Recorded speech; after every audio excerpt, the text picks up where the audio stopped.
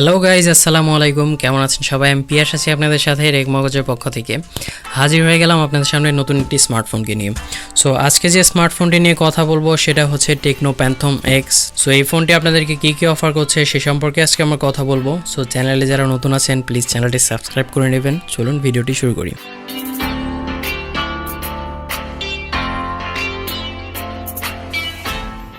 প্রথমে আসি ফোনটির আনবক্সিংয়ে। একটা বড় বক্স পাচ্ছি আমরা এই ফোনটি।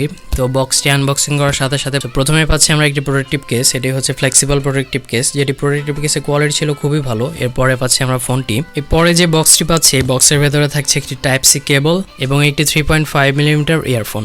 এরপরে আরও একটি বক্স পাচ্ছি এবং এই বক্সের ভেতরে থাকছে একটি 33 ওয়াটের ফাস্ট চার্জার। এরপরে পাচ্ছি আমরা একটি সিম ইজেক্টর পিন এবং একটি ওয়ারেন্টি কার্ড। ফোনটির লুকটি ছিল সত্যিই অসাধারণ। ফোনটির পেছনে পাচ্ছেন আপনারা গ্লাস এবং এটি হচ্ছে কর্নিং গরিলা গ্লাস 5। আর ফোনটির লুক ডিজাইনের কথা বলতে গেলে এক কথায় অস্থির একটা ডিজাইন। ফোনটি ক্যামেরা বামটি একটু আমার কাছে বড় লেগেছে, তবে ডিজাইনটি খুবই সুন্দর একটা ডিজাইন। এই ফোনটি 8.7 মিলিমিটারের এবং 210 গ্রাম ওজনের। এই ফোনটি হাতে নিয়ে সুন্দর একটা প্রিমিয়ামনেস ফিল হচ্ছিল এবং ইনহ্যান্ড ফিলটাও খুব ভালো ছিল ফোনটির। এই ফোনটি আপনারা মোট দুইটি কালারের মার্কেটে অ্যাভেলেবেল পাবেন, সেটা হচ্ছে নাইট ব্লু এবং মনেট সামার। এই মোট দুইটি কালার। ফোনটির রাইট সাইডে পাচ্ছেন একটি পাওয়ার বাটন এবং volume up and down button. ফোনটির নিচে পাচ্ছেন একটি 3.5 মিলিমিটার হেডফোন জ্যাক, একটি মাইক্রোফোন, একটি টাইপ সি পোর্ট এবং একটি স্পিকার গ্রিল। ফোনটির ওপরে পাচ্ছেন একটি সেকেন্ডারি নয়েজ ক্যান্সেলেশন মাইক্রোফোন এবং একটি সিম ট্রে।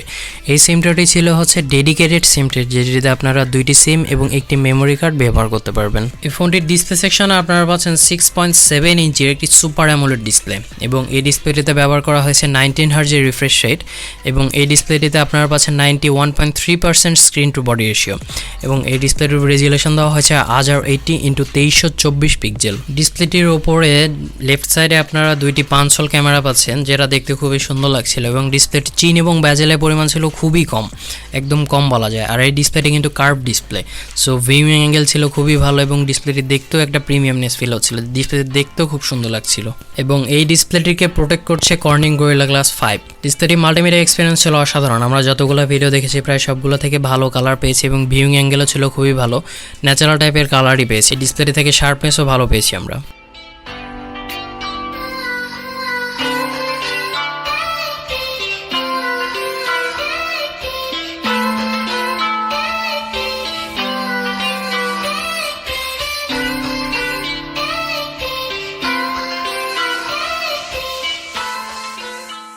এই ফোনটিতে আমরা পাচ্ছি under display fingerprint scanner. So এই ফিঙ্গারপ্রিন্ট স্ক্যানারের স্পিড ছিল খুবই ফাস্ট এবং ফেস আনলকের স্পিডও ছিল খুবই ফাস্ট।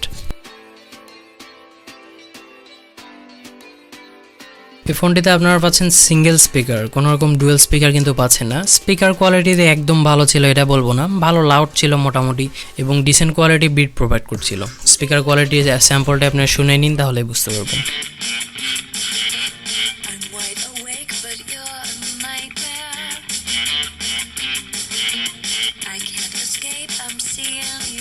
এই ফোনটিতে প্রসেসর সেকশনে আপনারা পাচ্ছেন মিডিয়াটেক হেলিও G95 প্রসেসর। এটি একটি 12 ন্যানোমিটারের প্রসেসর 2.05 গিগাহার্টজের এবং জিপিইউ সেকশনে আপনারা পাচ্ছেন মালি G76। এই প্রসেসরটি দিয়ে আমরা অনেকক্ষণ গেম প্লে করেছি।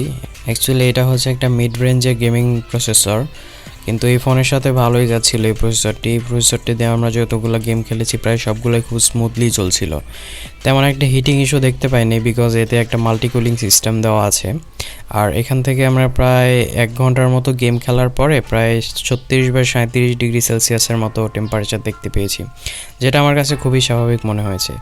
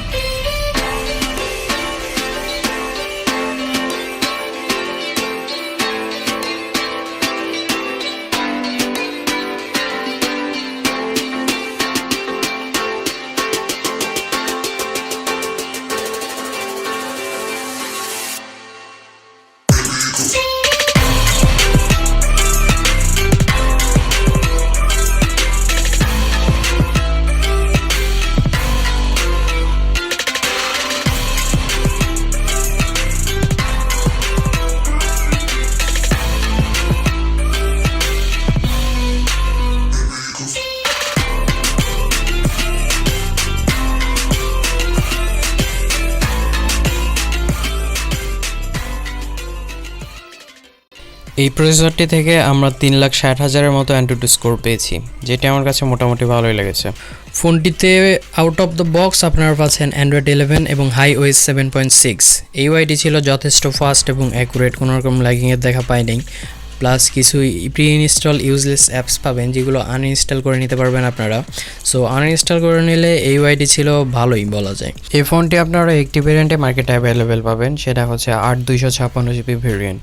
আর এই ভেরিয়েন্টটির প্রাইস রাখা হয়েছে $457, যেটি আমাদের বাংলাদেশি টাকায় কনভার্ট করলে প্রায় 37 বা 38 হাজার টাকার মতো।